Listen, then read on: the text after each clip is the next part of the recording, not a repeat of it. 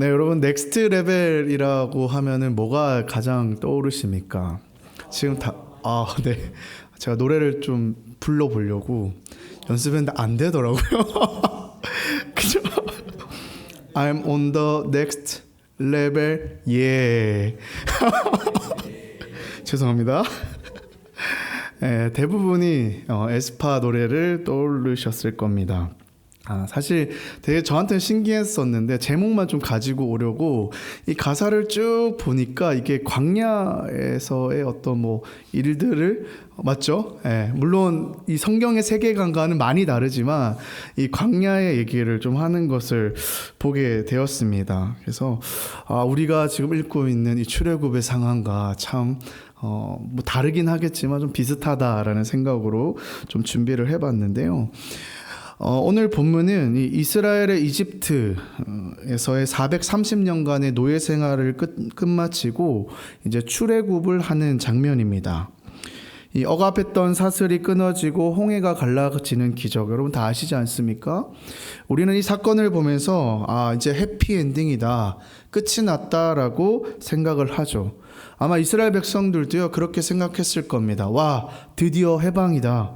이제 고생 끝이고 행복이 시작될 것이다. 하지만 이 영화는요 여기서 끝났을지 모르겠지만 현실은 지금부터가 시작이라는 것입니다. 이 노래의 가사처럼 이스라엘 백성들은요 지금 막 광야로 걸어가고 있는 넥스트 레벨의 문을 이제 열게 되는 것이죠. 어제까지만 해도 시키는 대로만 하고 시키는 대로만 일하면은 먹임을 받는 노예였었죠. 그런데 이제부터는요 스스로 선택을 하고 책임져야 하는 자유인이 되었습니다. 이게 좋은 말로 해서 자유인이지 사실 거꾸로 얘기하면 이제 당장 내일 어디로 가야 될지, 무엇을 먹어야 할지 막막한 현실이 눈앞에 놓여 있더라는 것이죠. 이 구원 이후라는 책을 쓰신 이 박영선 목사님이 있는데요. 이 박영선 목사님께서 한국교회 아픈 부분을 예리하게 지적을 하셨습니다. 뭐라고 했냐면요. 한국교회는 홍해를 건너는 구원까지는 잘 가르친다. 뜨겁게 회심하고 예수를 믿게 하는 데는 성공했다. 하지만 정작 중요한 것은 그 다음이다. 구원받은 이후에 광야 같은 현실을 어떻게 살아가야 하는지는 너무나 빈약하다입니다. 여러분 이게 사실 우리의 고민이지 않습니까? 예수님을 믿고 구원을 받는 것, 천국 가는 것은 알겠는데 당장 현실은 무엇입니까? 취업의 문은 막혀 있고 회사에서는 상사 때문에 힘들고 기말고사 때문에 힘들고 미래는 너무나도 불투명하다는 거예요. 도대체 구원받는 사람답게 사는 것이 무엇이냐라는 것이죠. 오늘 출애굽기 13장은요 이 막막한 광야 학교에 입학한 신입생인 이스라엘 백성들에게 주시는 어쩌면 하나님의 오리엔테이션이라고 봐도 좋을 것 같아요. 하나님께서는 이 광야라는 길을 통과하면서 이 약속의 땅 가나안 땅으로 가기 위해서 반드시 갖춰야 될 세 가지 영적인 시스템에 대해서 알려주시는데요. 여러분 이 본문이요 신약의 요한 1서 5장 5절에서 8절이 말하는 세 가지 영적인 원리와 굉장히 비슷합니다. 한번 말씀 보여주실까요? 우리 같이 한번 읽어보겠습니다. 세번역 버전이에요. 시작. 세상을 이기는 사람은 누구입니까? 예수가 하나님의 아들이심을 믿는 사람이 아니고 누구겠습니까? 그는 물과 피를 거쳐서 오신 분인데 곧 예수 그리스도이십니다. 그는 다만 물로서 오신 것이 아니라 물과 피로서 오셨습니다. 성령은 증언하시는 분입니다. 성령은 곧 진리입니다. 증언하는 이가 셋인데 곧 성령과 물과 피입니다. 이 셋은 일치합니다. 간단히 얘기해서 무엇입니까? 세상을 이기는 사람은 바로 예수가 하나님을 아들이심을 믿는 자인데 그것을 어떻게 할 수 있습니까? 성령과 예수 그리스도의 물과 피의 증거가 있는 사람이다 라고 하는 거예요. 오늘 여러분과 살펴볼 이 출애굽기의 세 가지 영적인 시스템과 정확하게 일치합니다. 다음 PPT 넘겨주실까요? 화려하죠? 결론적으로 얘기를 좀 해보면요, 이 성령이라는 것은 출애굽기 때 무엇을 의미하냐면, 여러분 불기둥과 구름기둥 아시죠? 이 구름기둥과 불기둥을 가리키고요. 여러분 물은 무엇일까요?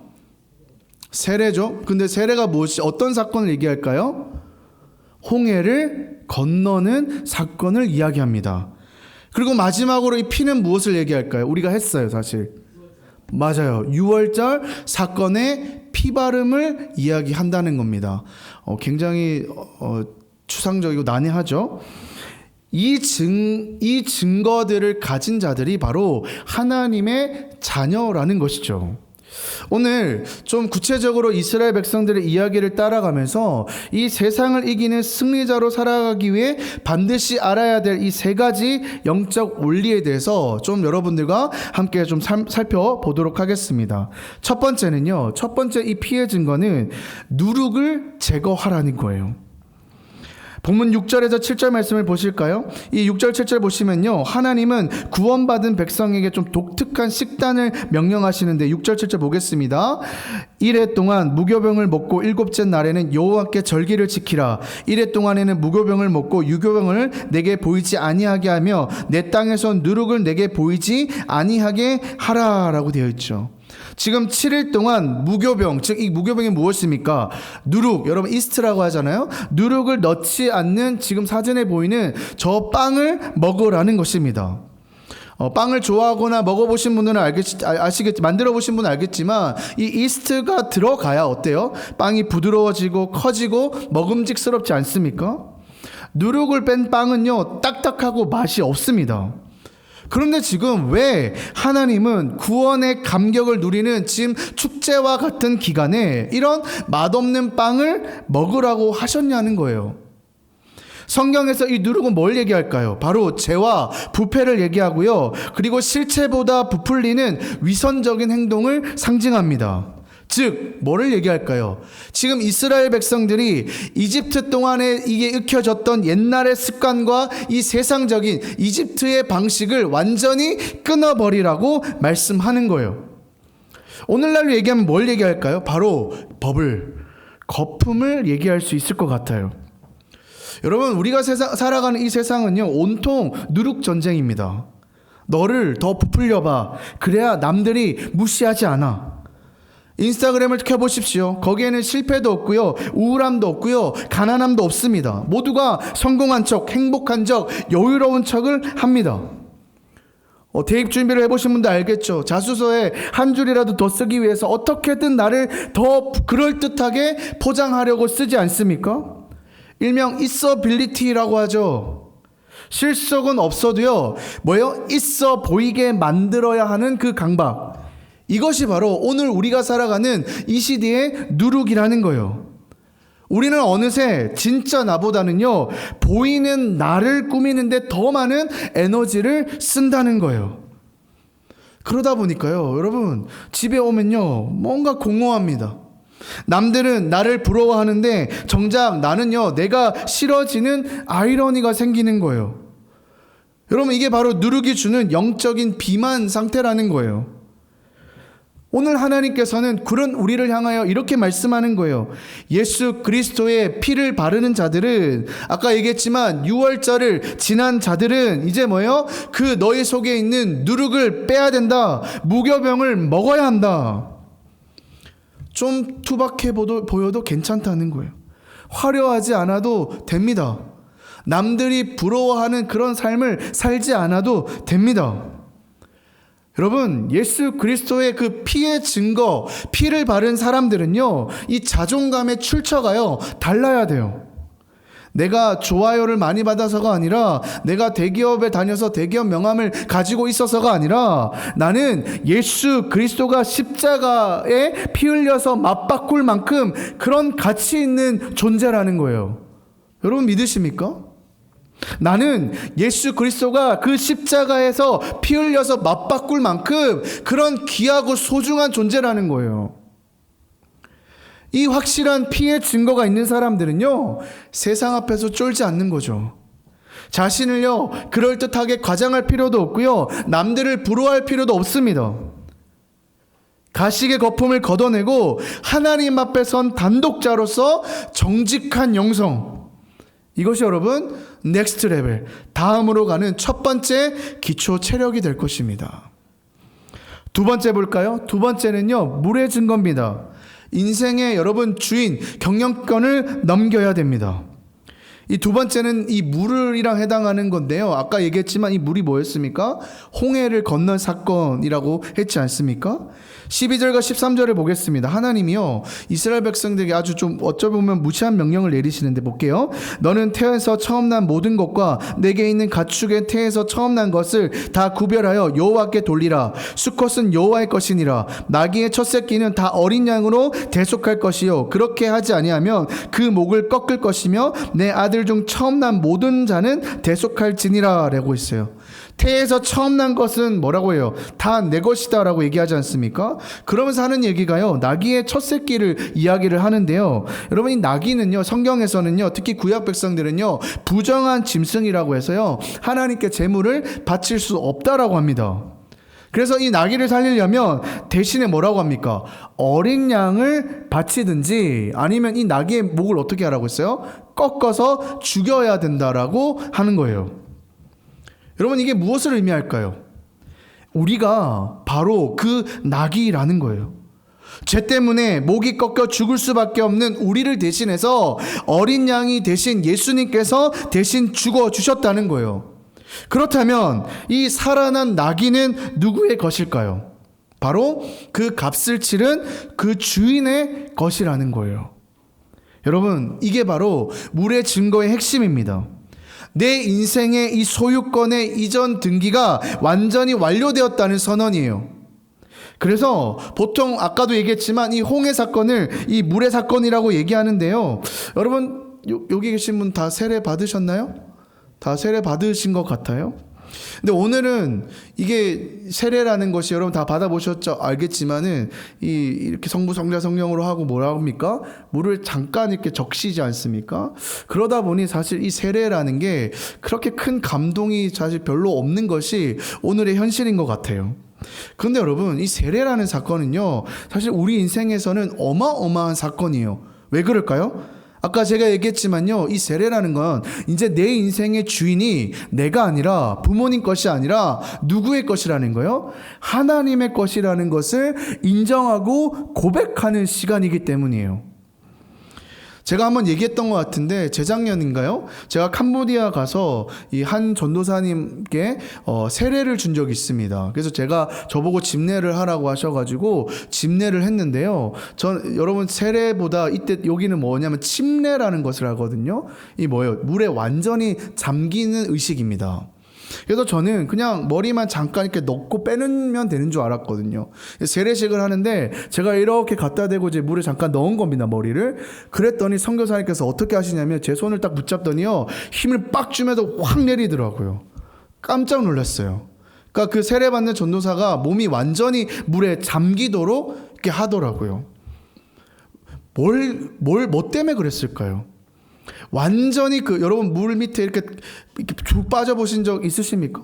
완전히 10년을 경험하는 거예요. 완전히 깜깜한, 아무것도 없는. 뭘 의미할까요? 나는 아무것도 아니었구나. 그 10년을 경험하면서 나의 나됨과 이 세상의 우상들을요, 다 떨쳐버리는 겁니다. 다 내려버리는 겁니다. 그리고 그 물 밖에 딱 나왔을 때는 뭐예요? 완전히 새 사람. 이제껏 내가 나를 주인으로 삼았다며 이제는 뭐요? 나의 주인됨을 내려놓고 이제는 나의 주인이신 하나님을 나의 주인으로 고백하며 살겠습니다. 내 인생의 주인은 오직 하나님밖에 없습니다라고 고백하는 시간이라는 거예요. 그러니까 사실 여러분, 그때 이 감격은요, 말로 다 표현할 수가 없어요. 많은 사람들이요, 신앙생활을 하면서도 여전히 마음에 불만인 이유가 여기 있는 거예요. 내가 구원을 받았지만 여전히 내 인생의 주도권을요, 하나님이 아니라 내가 쥐고 있기 때문이에요. 하나님 저를 천국 보내주셔서 너무 감사합니다. 그런데요, 제가 살아가는 제 인생은 제가 알아서 하겠습니다. 취업과 이직의 타이밍은요, 제가 정할 거고요. 주님, 제 인생의 계획표는 제가 알아서 갈 거니까 그냥 냅둬 주십시오. 여러분, 우리는 내가 내 인생의 CEO가 되어야 될 거라는 그런 생각을 하게 돼요. 근데 여러분, 솔직해 보십시오. 내가 내 인생을 운행해서 지금까지 얼마나 만족스러운 삶을 사셨습니까? 내가 주인이 되면 내 인생의 모든 불확실성, 실패와 적자까지 오롯이 내가 감당해야 되는 거 아닙니까? 그 무거운 짐 때문에 우리가 밤낮을 설치는 거 아닙니까? 여러분이 넥스트 레벨은요, 우리 인생의 경영권을요, 이제 넘기는 거예요. 하나님, 이제부터 제 인생의 지분의 100% 하나님께 있습니다. 저는 주님이 맡기신 그 기업을 그저 경영하는 전문 경영인일 뿐이에요. 이 고백이 터져 나올 때 여러분들 인생 가운데 역설적인 자유가 이루어질 겁니다. 여러분, 회사가 어려우면 직원이 걱정합니까? 사장이 걱정합니까? 감사합니다. 사장이 걱정하지 않습니까? 내 인생의 주인이 하나님이라면요, 내 인생의 꽉 막힌 문제도 누구의 문제입니까? 하나님의 문제라는 거예요. 내가 쥐고 있던 여러분, 낡은 핸들을 좀 내려놓으시고요, 하나님의 주권이란, 하나님이 우리의 주권자라는 그 거대한 물결에 여러분들의 몸을 맡기시길 바랍니다. 내가 책임지려는 그 삶을 멈출 때에 이제부터 뭐예요? 하나님께서 책임지시는 삶으로 살게 될 것입니다.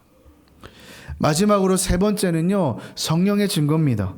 구름 기둥과 불 기둥을 붙잡으라는 거예요. 17절 말씀을 보실까요? 오늘 읽었던 말씀이죠. 바로가 백성을 보낸 후에 블레셋 사람의 땅의 길은 가까울지라도 하나님이 그들을 그 길로 인도하지 아니하셨으니 이는 하나님이 말씀하시기를 이 백성이 전쟁을 하게 되면 마음을 돌이켜 애굽으로 돌아갈까 하셨음이라. 여러분, 당시 이 이집트에서 가나안으로 가는 길은요, 두 갈래 정도의 길이 있었다고 해요.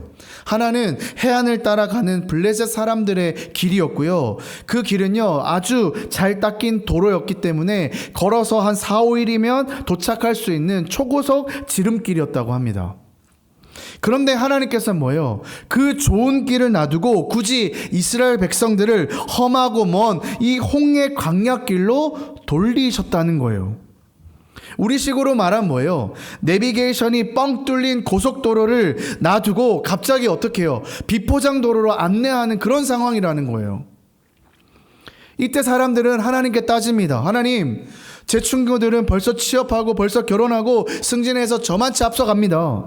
저기 뻔히 보이는 지름길이 있는데 왜 저만 이렇게 뺑뺑이로 돌리십니까? 왜 저만 이렇게 늦어지는 인생을 살아가야 됩니까? 우리 눈에는 지체하는 것처럼 보이고 실패하는 것처럼 보인다는 거예요. 그런데 여러분, 오늘 17절 하반절에 하나님의 깊은 뜻이 담겨 있는 것을 보게 돼요. 17절 하반절 다시 보실까요? 이렇게 기록되어 있어요. 이 백성이 전쟁을 하게 되면 마음을 돌이켜 애굽으로 돌아갈까 하셨음이라. 왜 하나님께서 돌리셨습니까? 그 빠른 해안길에는 누가 있었냐면 강력한 블레셋 군대가 진을 치고 있었다는 거예요.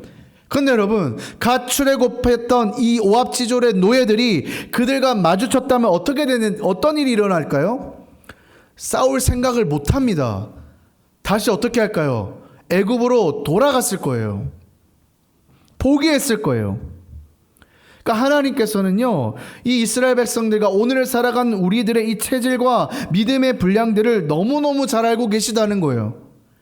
당장은 느려 보여도 하나님은요, 우리가 감당할 수 없는 전쟁을 피하게 하시고요, 가장 안전하게 보호하시려고 거룩한 우회로를 선택하셨다는 거예요. 물론 그 길도 쉽지는 않습니다. 왜요? 그 시간이 우리에게 의미 없는 시간이 아니라 의미 있는 시간을 만들기 위해 어떤 의미가 있을까요? 이 세상 앞에서 절대로 지지 않는 힘을 기르게 하기 위해서. 여러분, 성령님은요, 우리 인생의 가장 완벽한 티맵이라고 볼 수 있을 것 같아요. 운전할 때 내 눈앞에 보이지 않는 그 길을요, 내비게이션은요, 1km 앞에 사고 현장을 알고 어떻게 합니까? 미리 우회로를 안내해 주지 않습니까? 그때는 답답해 보이지만 지나고 보면요, 이런 이유 때문에 하나님께서 이렇게 멀리 돌아가게 하셨구나 라고 깨닫게 된다는 거예요. 구름 기둥은요, 낮에 살인적인 더위를 막아주는 양산과 같은 역할을 했고요. 불 기둥은요, 밤에 살을 애는 추위를 막아주는 난로와 같은 역할을 했습니다. 근데 그 역할뿐만이 아니에요. 성령님께서는요, 그 역할만 하는 것이 아니라 안전하게 보호하신 역할뿐만이 아니라 이들이 안전하게 갈 수 있도록 그 길을 끝까지 인도해 주시는 분이었다는 거예요. 이스라엘 백성들의 이 광야 행군의 원칙은요, 딱 한 가지였습니다. 지도가 아니라 저 앞에 있는 기둥을 보는 것이었어요. 구름이 떠오르면 가고 구름이 머무면 서는 것이에요. 여러분, 이게 바로 성령의 증거를 가진 사람들의 삶이에요. 나의 계획표보다 하나님의 타이밍을 더 신뢰하는 것이죠. 좀 돌아가면 어떻습니까? 남들보다 좀 늦으면 어떻습니까? 하나님께서 함께 하시는 길이라면 그것이 가장 안전하고 가장 확실한 길입니다. 이 길을 믿고 나아가는 저와 여러분 되시기를 간절히 소망합니다. 말씀을 좀 맺으려고 합니다. 이 서론에서 우리는 이 에스파의 노래 넥스트 레벨이라는 이야기를 했죠. 그 가사를 제가 좀 유심하게 보았습니다. 보니까 이 세상에서 이 광야를 헤쳐나가는 방식이 아주 적나라하게 표현이 되어 있더라고요. 뭐 제쳐라, 깨끗하게 하라, 뭐 디스트로이 하라, 난 절대 포기 못해, 뭐 이런 용어들이 있더라고요. 그러니까 세상이 말하는 이 넥스트 레벨은 이런 방법인 거예요. 앞에 나의 간 길 앞에 장애물이 있으면 내 힘으로 부술하는 거예요. 더 독해지고 더 강해지고 경쟁자를 제쳐야만 너는 살아남을 수 있다라고 이야기를 합니다. 그러니까 우리는요, 이 광야가 너무 무서운 거예요. 왜요? 내 힘으로는 그것을 할 수 없기 때문에. 나는 그런 힘이 없거든요.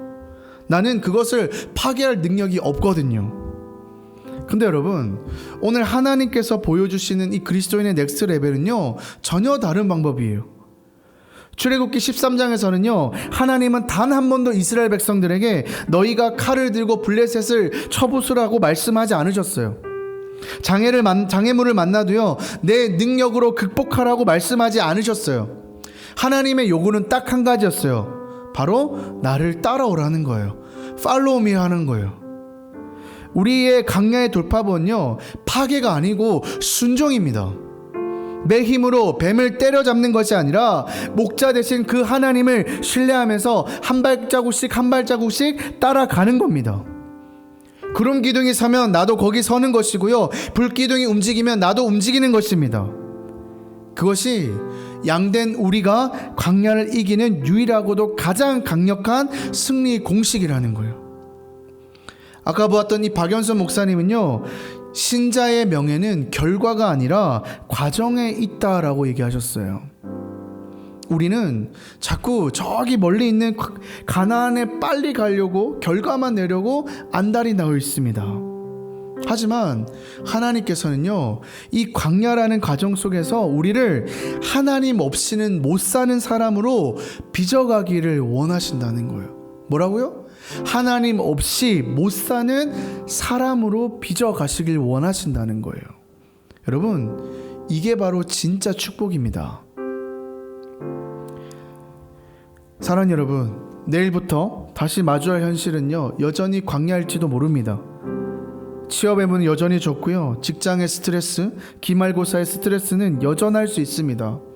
그러나 두려워하지 마십시오. 하나님은요, 우리를 맨몸으로 전장에 내보내지 않으셨어요.